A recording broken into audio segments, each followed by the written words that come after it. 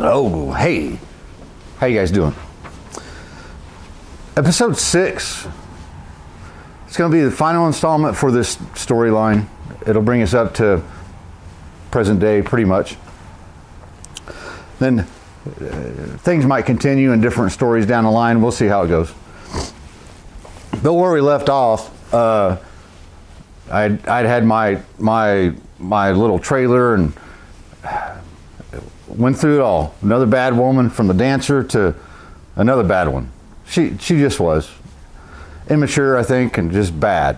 So got arrested. That was the last nail in the coffin. I was driving around when I shouldn't have been. Very mad. Wasn't a good scene. So that was a hard lesson to learn.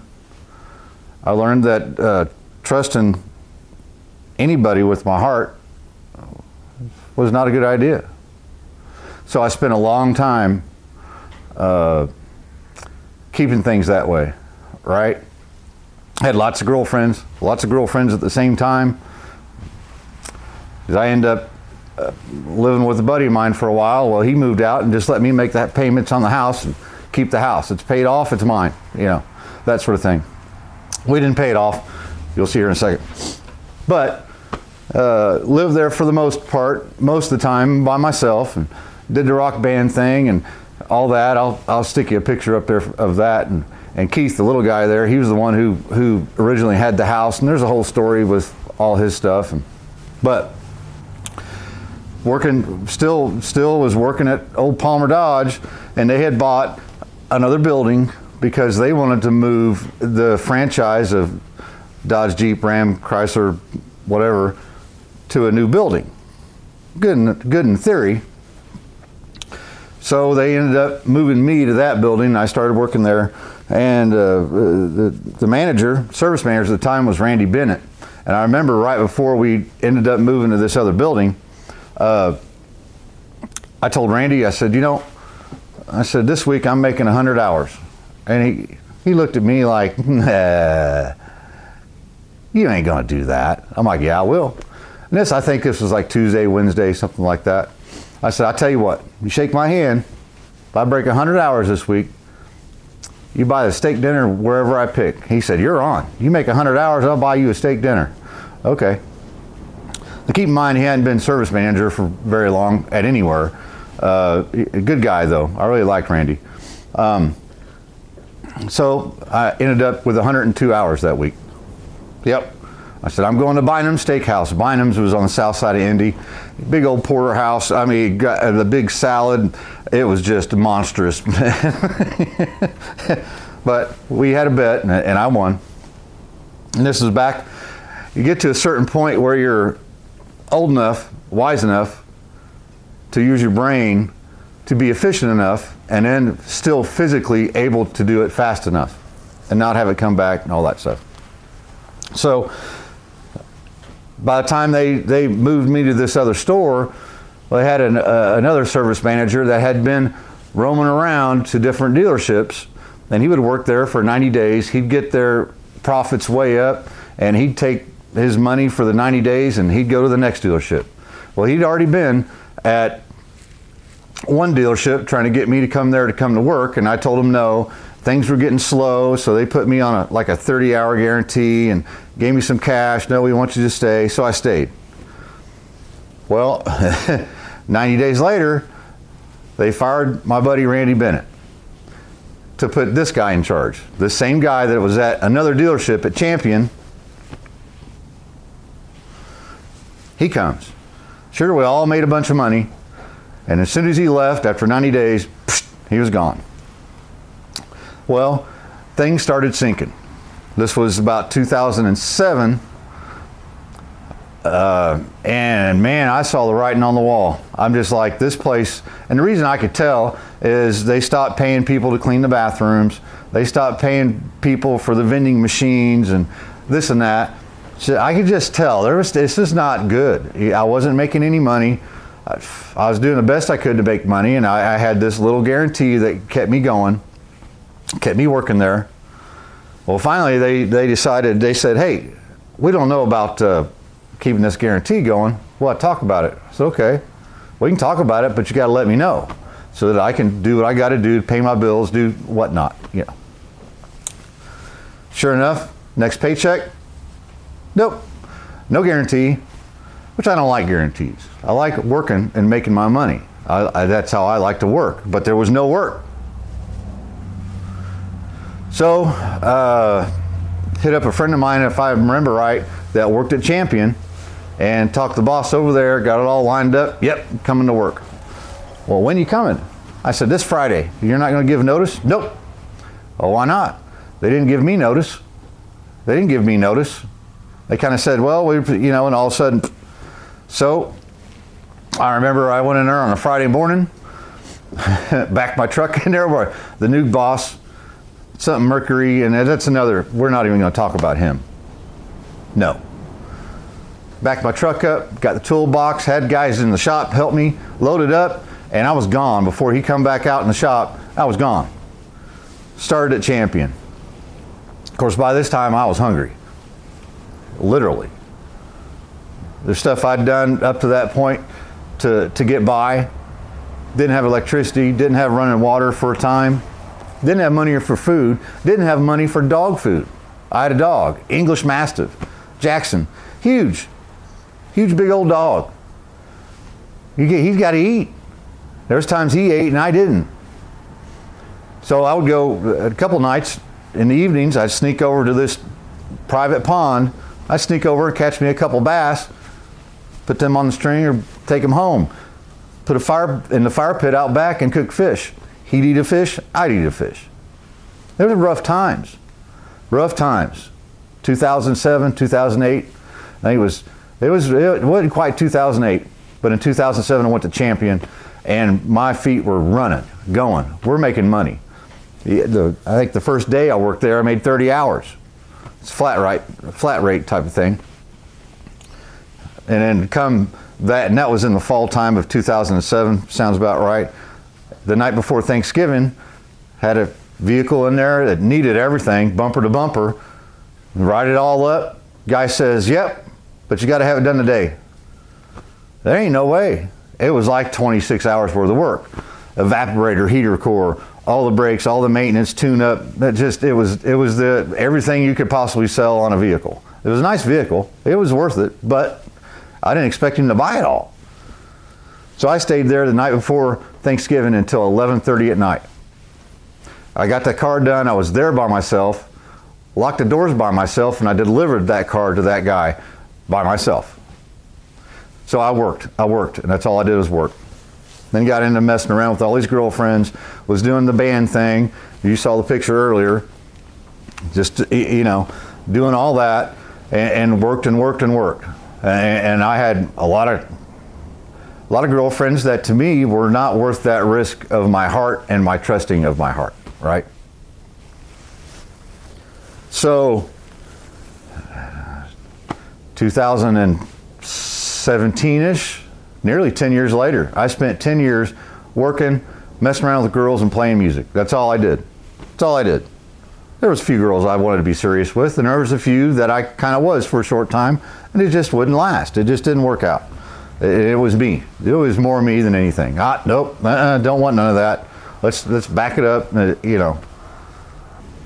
So about 2017, by this time I'd spent 3 or 4 or 5 years in a band called the Punk and Holler Boys, and if you watch the channel very much, you know who that is.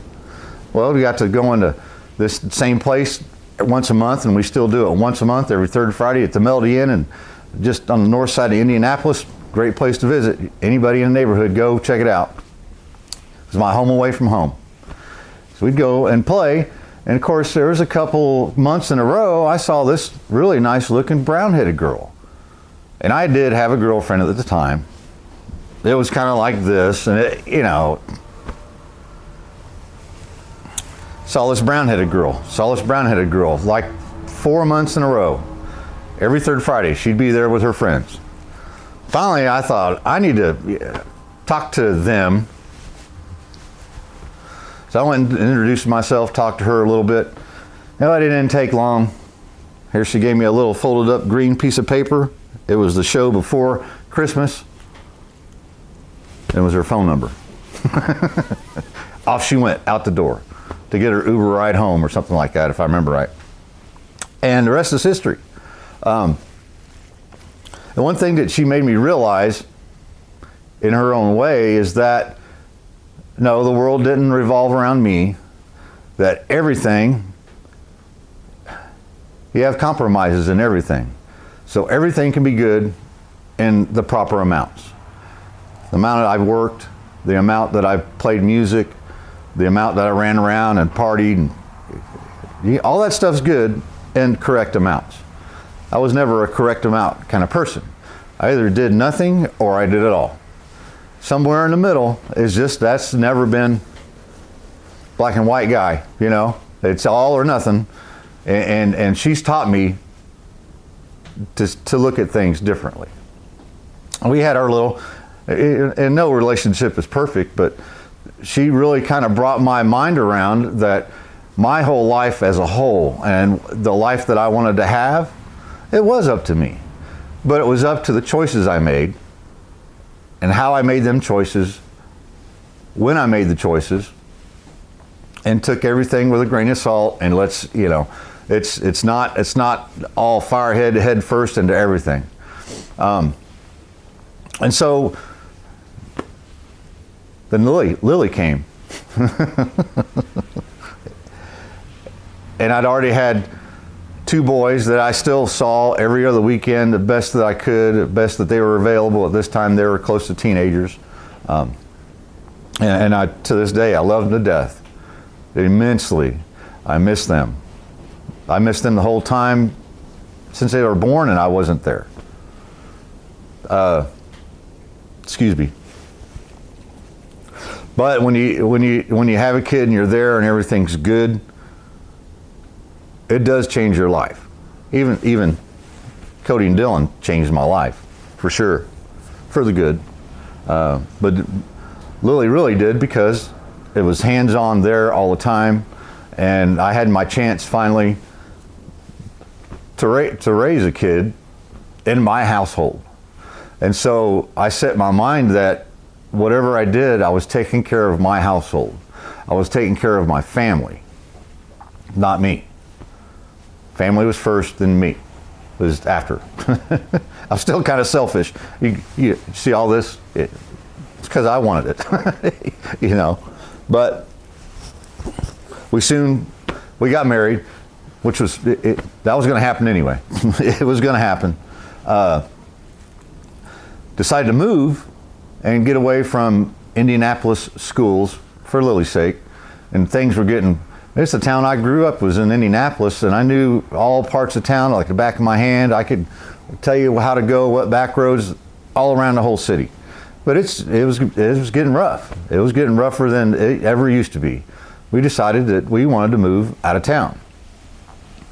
Her mom and dad lived in Anderson, which is 6 or 7 miles that way from here, and thought, well, we'll start looking to buy a house. It just so happened I talked to my buddy Gary Myers. I said, hey, your transmission guy up there where you work at, which is where I work now, how much are they getting? So he kind of told me, and I told him what I was getting. He's like, I don't think you're getting what you should get. I said, yeah, I'm thinking about moving up that way. I'm going to find a place first, so I might be, hitting you up. Well, he didn't let that one go. So I went ahead, went up there and talked to him. And the Champion was fine to an extent. They crammed all the work in there they could. I could have had 30 cars in the back parking lot waiting on transmissions or transmission work, or to even get looked at any one time, and there was no way I had time, because there was no such thing as a schedule. Bring it all in here.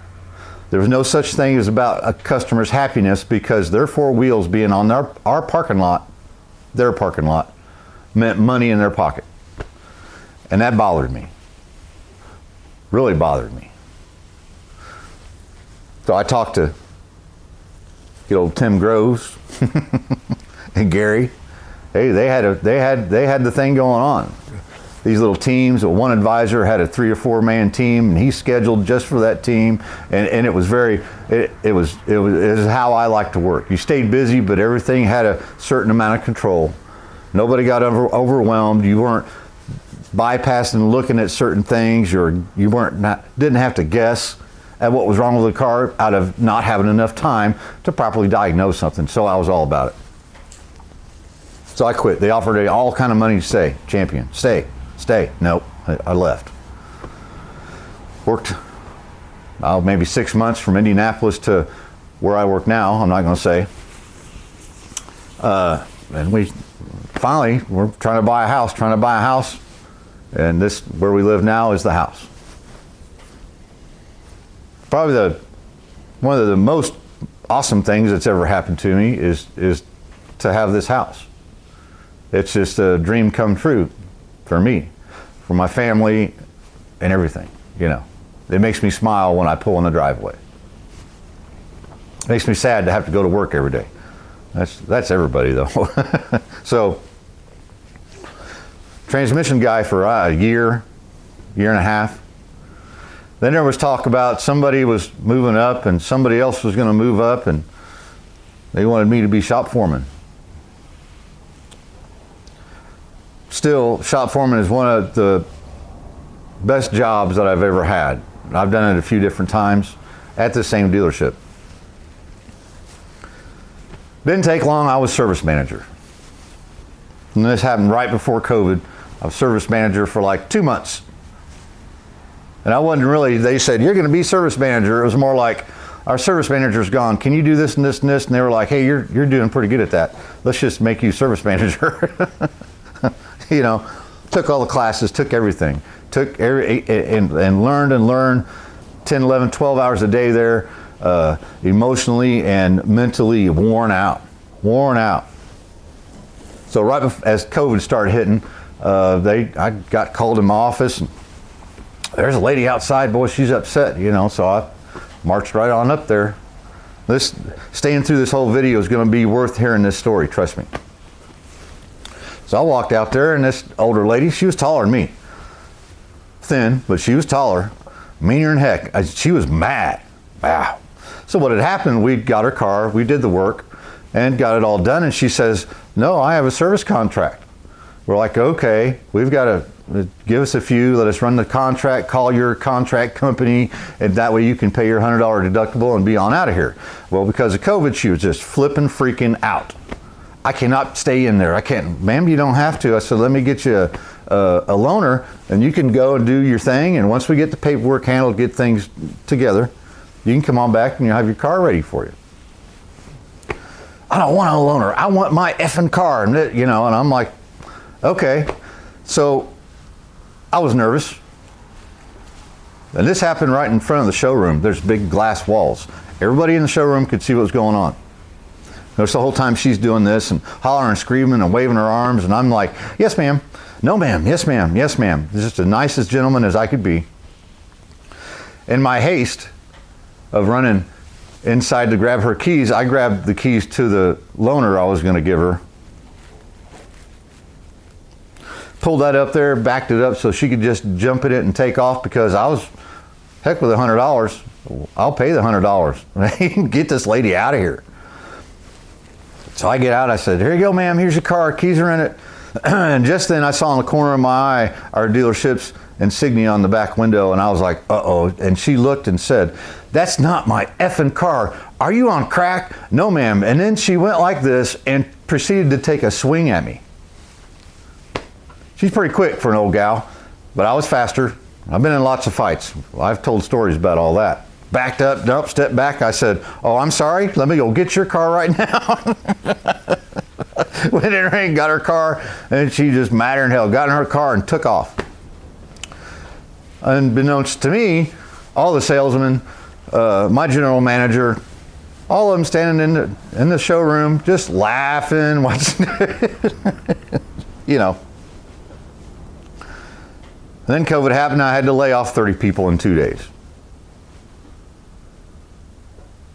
That was, whether you believed in COVID or not, whether you believed in it was a thing or not, it wasn't my decision, but I was the one who had to do it. I had to. I want to keep my job, right? That my family to take care of. I was the only one working. Up until recently, I was the only one that worked. And I was okay with that, but I had to work. And I really couldn't get the service manager thing. I was really good at leading people, being a leader to people, helping people out, being that critical thinker and getting things figured out. But as far as the higher management, they say, you know, you just stay in the shop. You stay in the shop, because I was too honest with people. Excuse me, I couldn't BS people to save my life. I can't. It's just not in me. So then I quit being service manager after a company bought us, a large company, bought our dealership, and I said, hey, nope, I'm not doing this anymore.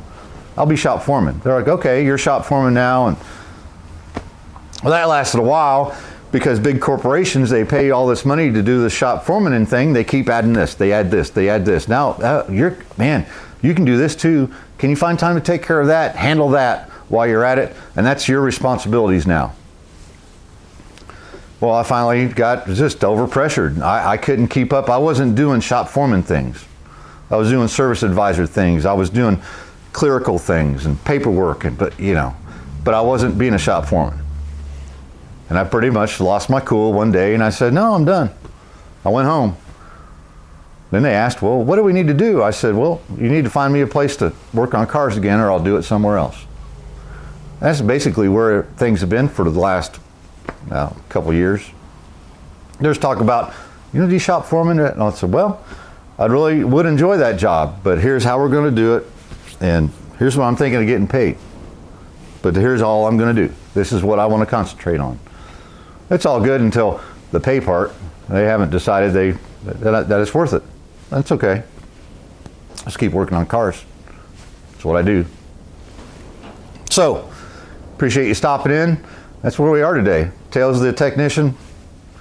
And I'll come up with all kind of cool, funny stories that will pop in here on this playlist. But this whole playlist, from beginning and end, 1 through 6 or whatever it is, it's there. If you're into that sort of thing, if you're not, we'll be back on this MGA Sunday, getting some more done to it. And if you're not into an MGA, I got that 57 Chevy standing there behind you that's going to get jumped on this springtime. We'll get a lot done and get this 327 to the machine shop, get it built, get it in, get it running, hear vroom, vroom, vroom noises. That's always fun. Really, I think a lot of you guys and the comments and the people I've met just through this channel, I think it's pretty amazing, because otherwise I'd have never talked to you. I'd never met you, never got to know you, and that's what keeps me going on this channel. It's what keeps me doing it. It's not the money. Lord, no. Doing this channel costs me more money than I get out of it. Trust me. All right.